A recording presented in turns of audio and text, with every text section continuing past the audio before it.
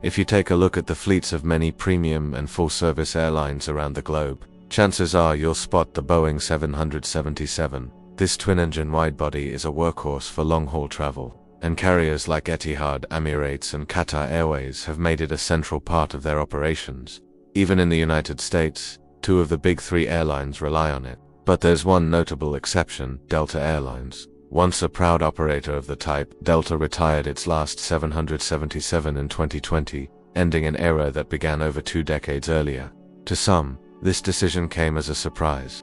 After all, the Boeing 777 is one of the most popular long-haul aircraft ever built. But Delta's choice wasn't about nostalgia, it was a calculated move rooted in efficiency and long-term strategy. Today, we'll look at why the airline made this decision, how the Airbus A350 has stepped into the role, and what it all means for Delta's future on international routes. The 777 era at Delta. Delta introduced the Boeing 777 to its fleet in 1999, operating both the -200ER and the ultra-long-range -200LR variants. These aircraft opened up a world of possibilities. Literally, routes to Asia, and even as far as Australia, became achievable. The 777-200LR's capabilities made it perfect for missions like Atlanta to Johannesburg or Los Angeles to Sydney, flights that pushed the limits of endurance. But on October 31, 2020, Delta's final 777 flight took place. It wasn't an ultra-long-haul mission across oceans, but rather a shorter transcontinental service from New York JFK to Los Angeles. The airline's chief operating officer reflected on the retirement by acknowledging the aircraft's reliability and its unique role in opening non-stop markets that, at the time, only it could serve. Why retire a long-haul giant? Despite its strengths, the 777-200 wasn't the most cost-efficient member of Delta's fleet. Its long range was achieved in part by carrying more fuel, which meant higher operating costs, especially when flights weren't full. Then came 2020. The COVID-19 pandemic decimated global travel demand, and Delta used the moment to simplify its fleet. Older, less fuel-efficient aircraft with higher maintenance needs, like the 777, suddenly had no place in the airline's new reality. Retiring all 18 of its 777s was a bold move, but it made financial sense. The airline could replace them with newer, more efficient jets already in the fleet, primarily the Airbus A350 and the A330neo.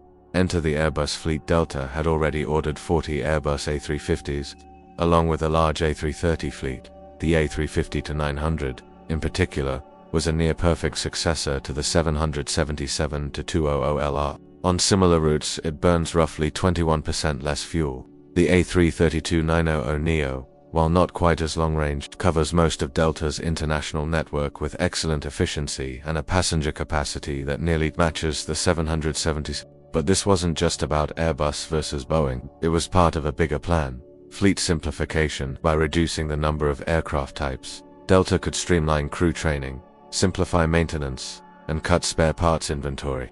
The transition was smooth. The A350 and A330neo have now taken over most of the routes once flown by the 777.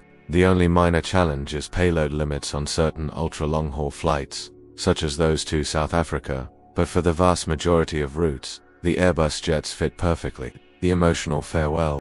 The 777's departure was bittersweet for Delta's employees and aviation enthusiasts.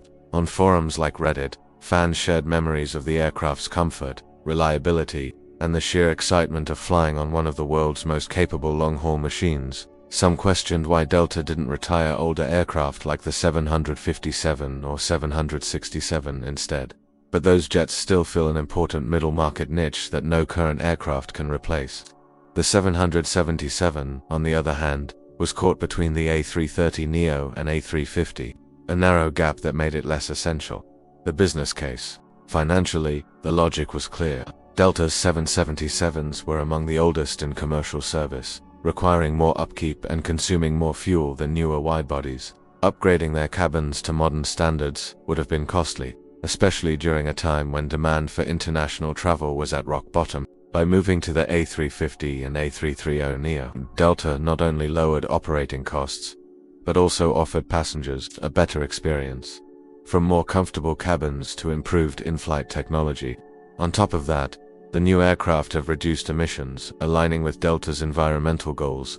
Looking ahead, Delta's fleet strategy is now built around efficiency, flexibility, and consistency. The airline is expected to continue investing in Airbus widebodies, with the A350-1000 on the horizon. As for the Boeing 777, don't expect to see it in Delta colors again anytime soon. The decision to retire it wasn't just about surviving a crisis, it was about setting the stage for a leaner, stronger, and more adaptable future. What do you think? Did Delta make the right call in saying goodbye to the 777?